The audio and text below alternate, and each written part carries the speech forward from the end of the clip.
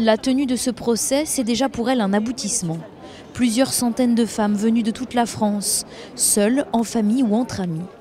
Dans ce hall du parc des expositions transformé en salle d'audience, plus de 50 mètres séparent Jean-Claude Masse de ses victimes, frustrant pour les parties civiles.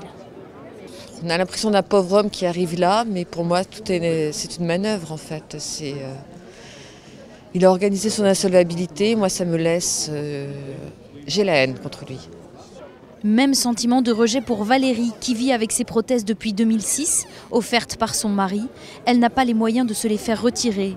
Pas de pitié pour Jean-Claude Masse. Il a donc dit qu'il n'avait aucun remords. Eh bien, moi je n'aurai aucun remords quand il sera en prison.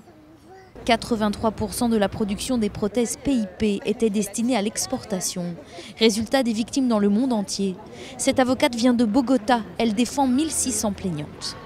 1500 c'est des Colombiennes et on a un groupe d'Anglaises, d'Argentines, Vénézuéliennes et éventuellement on va représenter un nombre important d'Australiennes.